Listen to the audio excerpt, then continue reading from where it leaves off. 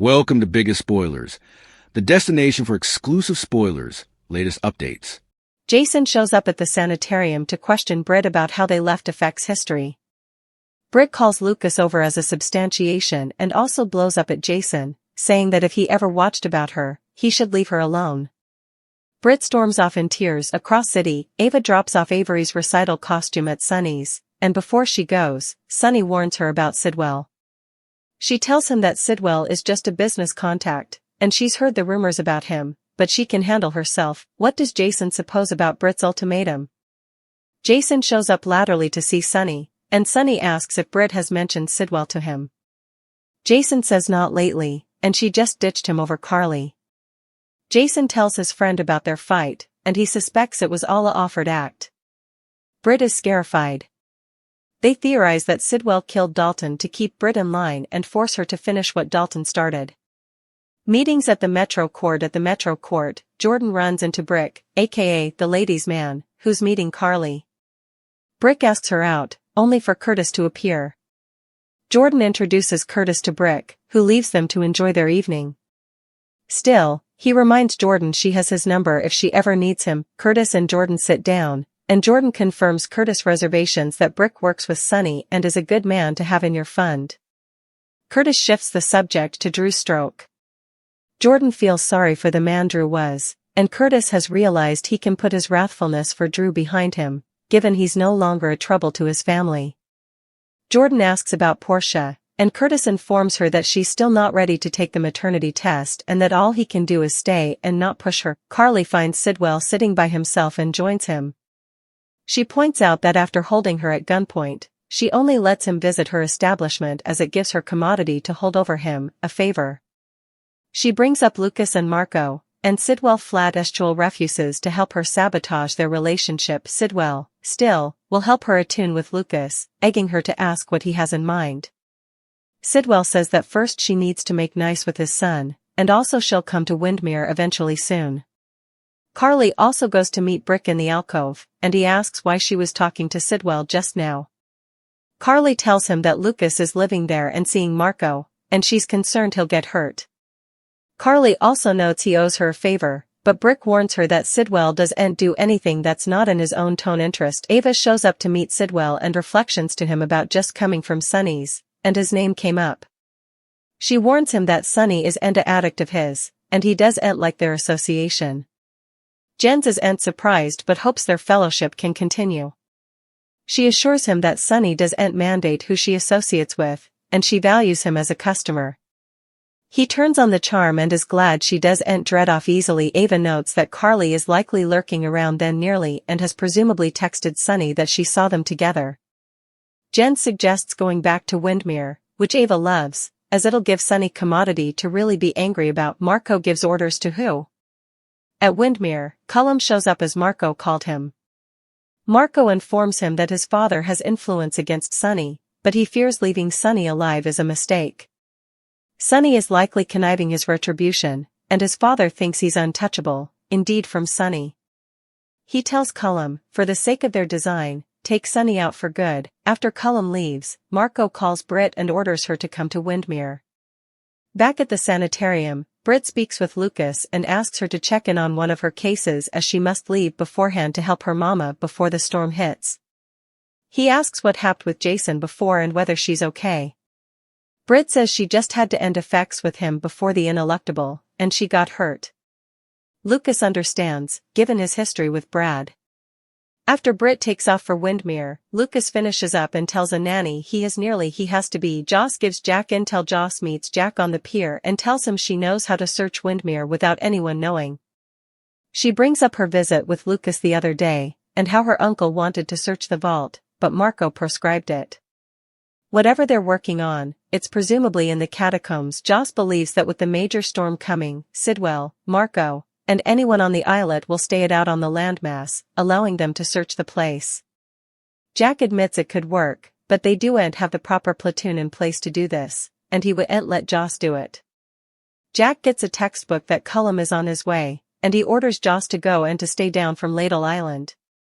What does Cullum want from Jack? Cullum meets with Jack on the pier and orders him to find out what Sidwell is doing in Port Charles and how Sonny factors into it. Joss eavesdrops as Jack insists to Cullum he's only seeing Carly to get intel out of her, which is how he knows Sonny isn't involved in anything Sidwell has going on. The two detest one another.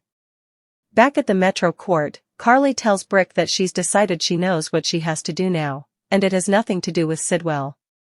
Jack latterly arrives, and Brick takes off. Brick also gets a call he was awaiting as he makes his way out. In the show's final moments at the Metro Court, Curtis tells Jordan that while he respects Portia's decision to stay, if he's the father of this child, also it'll have a profound effect on their future. As Jack and Carly talk, she recalls eavesdropping him and Britt when she was hiding in his hostel restroom, agitating Sidwell's secret lab on Ladle Island. On the pier, Ava asks Sidwell if he's sure he wants gratuitous disunion with Sonny by having her over to his place. Sidwell says he has a record of handling Sonny. At his place, Sonny and Jason agree that Britt is spooked and trying to keep Jason out of peril. Jason must find out what Britt is working on, so he'll have to eavesdrop her. Sonny warns Jason that Sidwell could also be keeping an eye on him. At Wyndemere, after checking out the lab, Britt tells Marco that he's asking her to do commodity no bone has done, and the lab they put together is bare minimum and won't work. She tells him what she needs to finish this work and get this over with so she can be done with them. That's when Lucas appears and asks, "You want what over with?" Eventually, Joss returns to her apartment, and Brick arrives having gotten her call. Britt Westbourne got busted at Wyndemere while Jocelyn Jacks called Brick and Jason Morgan came up with a surveillance plan. At GH, Jason wanted to talk to Britt since he didn't like how they left effects before. Britt asked Lucas Jones to be a substantiation in case she demanded to file a restraining order. However, Britt pushed him to just leave her alone if Jason ever watched about her. After Britt stomped off, she intimately cried over having to push Jason down for his own good. Jason apologized to Lucas since he didn't mean for him to get pulled into all this. Once Jason left, Lucas told Britt he understood about demanding to leave effects in the history occasionally. At Sonny Corinthos' place, Ava Jerome stopped by with commodity for Avery Corinthos. That gave Sonny an occasion to advise Ava down from Jen Sidwell, but she felt that was none of his business. Sonny's real thing was to push Ava in Sidwell's direction so that she'd distract him along with Lucy Coe. Once Jason came over, Sonny talked to him about that and questioned him about the Britt drama. Sonny agreed with Jason about commodity spooking Britt down from their relationship. Jason planned to put Britt under surveillance, but Sonny allowed. He should be conservative since Sidwell could be watching Jason, too. At the Metro Court, Carly Spencer approached Sidwell looking for a favor, but he refused to help her break up Marco Rios and Lucas Jones. Rather, Sidwell suggested he could help Carly repair her relationship with Lucas. After pushing Carly to be nice to Marco, he invited Carly to spend some time at Wyndemere. Meanwhile, Curtis Ashford intruded Brick's attempt to ask Jordan Ashford out to regale eventually, so Jordan introduced them before grabbing a table with Curtis. That led to a discussion about Drew Kane's stroke and Portia Robinson delaying the maternity test.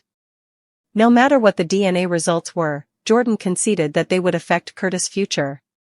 Still, Curtis corrected Jordan since it was their future and participated a tender moment with her. Back with Brick, he quizzed Carly about her discussion with Sidwell and made it clear that an alliance with the baddie wasn't a good idea. Once Ava joined Sidwell, she ordered a martini since she demanded one after her tense commerce with Sonny.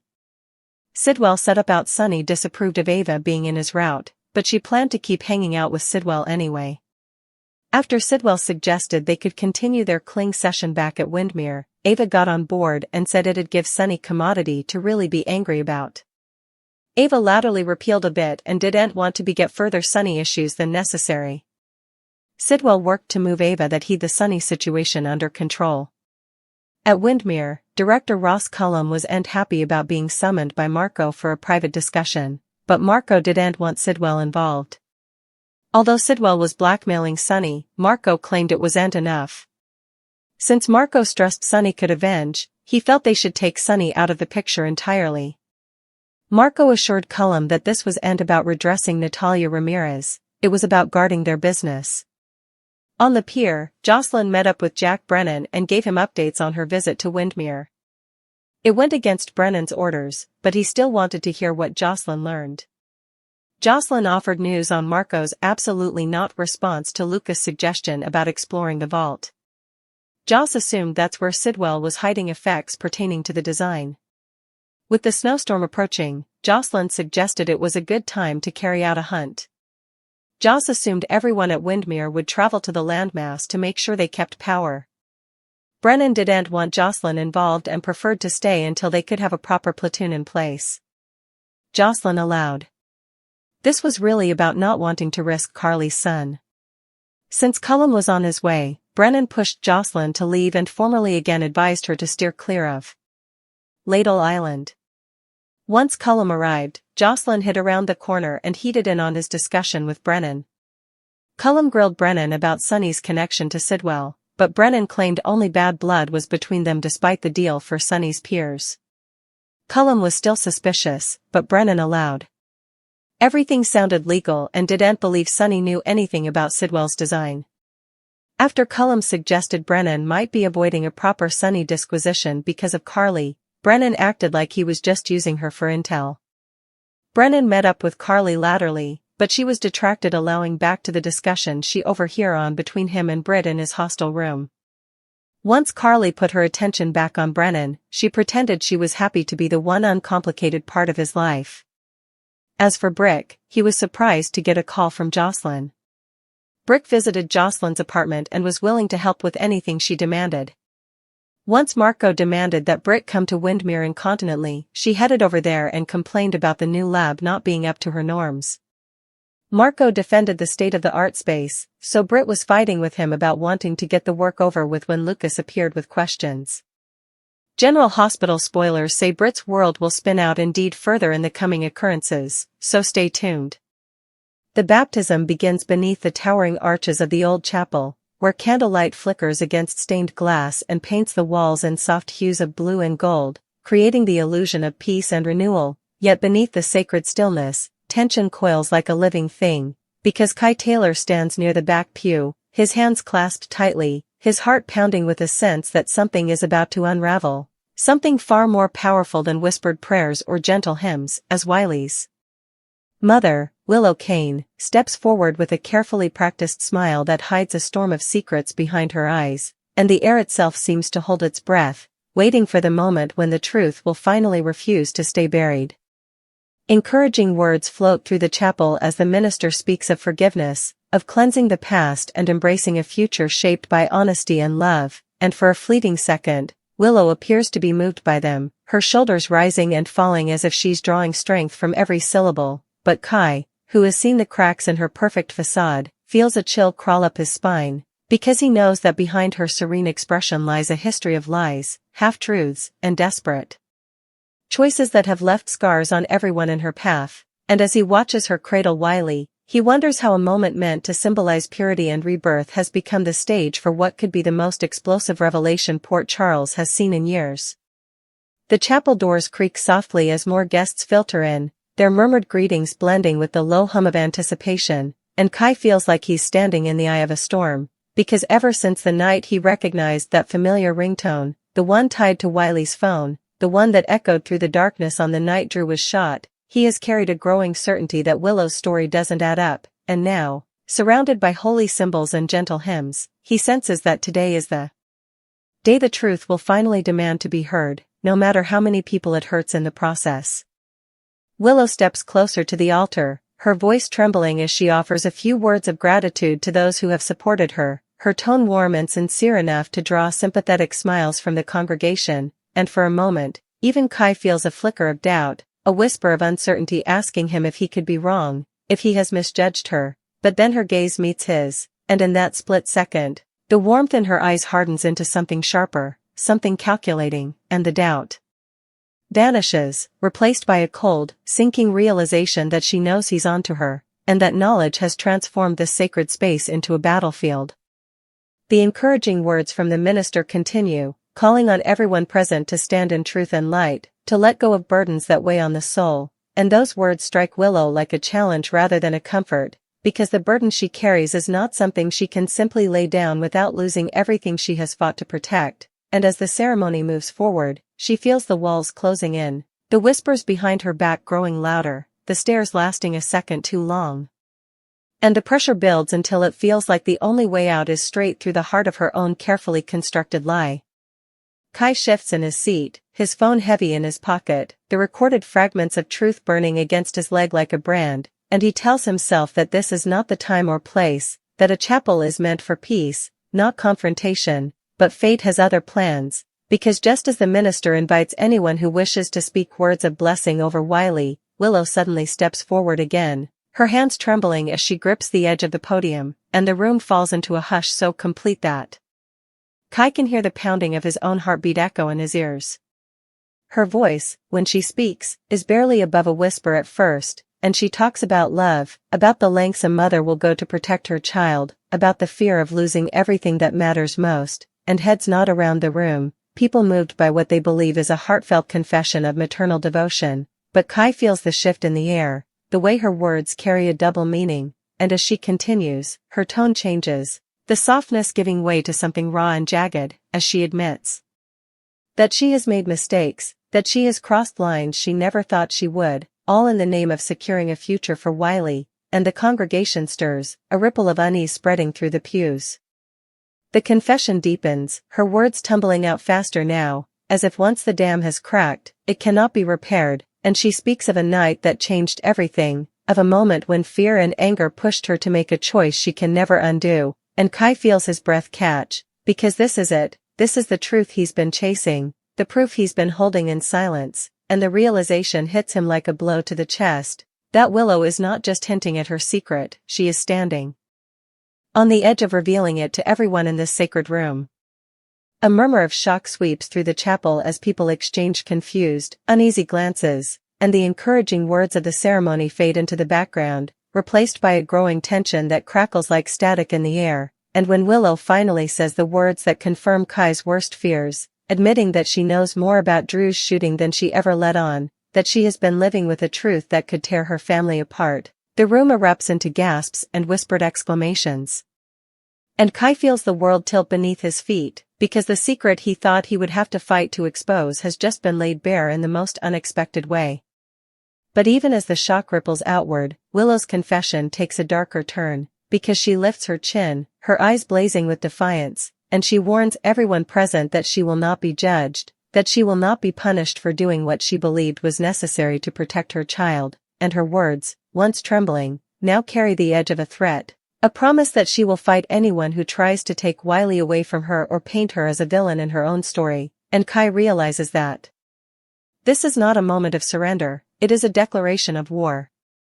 The angry threats hang in the air like a storm cloud, heavy and suffocating, and the chapel, once a sanctuary, feels more like a courtroom, a battleground where loyalties are tested and sides are chosen, and Kai finds himself at the center of it, because eyes begin to turn toward him, people remembering his earlier questions, his uneasy presence, and he knows that he can no longer stay silent, that whatever happens next will place him directly in Willow's line of fire.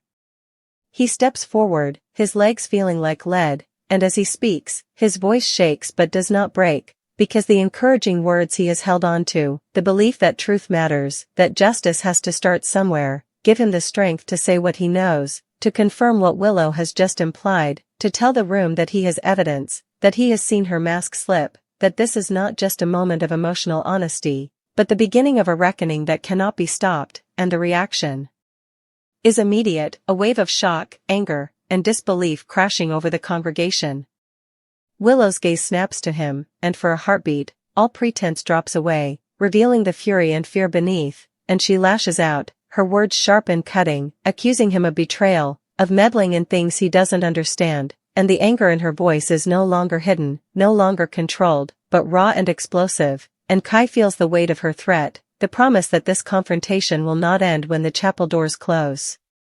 The minister tries to restore order, his voice rising above the chaos, reminding everyone that this is a place of peace, but the baptism has transformed into something else entirely, a cleansing fire rather than a gentle wash, and as people begin to argue, to demand answers, to take sides, the sacred space becomes a reflection of the town itself, a place where secrets and loyalties collide in spectacular, painful fashion.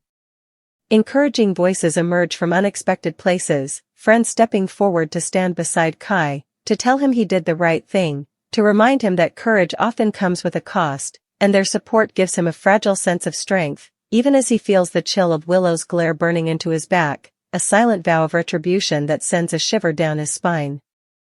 As the crowd slowly disperses, the echoes of raised voices and shattered illusions linger in the air, and Kai finds himself standing alone in the aisle, the weight of what has just happened settling over him like a heavy cloak, because he knows that this was only the beginning, that Willow Kane is not a woman who will quietly accept the fallout of her own confession, and that the angry threats she hurled in the heat of the moment will likely turn into calculated moves in the days to come. Outside, the sun dips low on the horizon, casting long shadows across the chapel steps, and Kai takes a deep breath, bracing himself for whatever comes next, because the baptism that began as a symbol of innocence has become the spark for a town-wide reckoning, and as encouraging words of support mingle with whispered warnings of danger, he realizes that he has stepped into a story far bigger than himself, one where truth and survival are locked in a dangerous dance, and where every choice he makes from this moment forward could mean the difference between justice and destruction in the ever-turbulent world of Port Charles.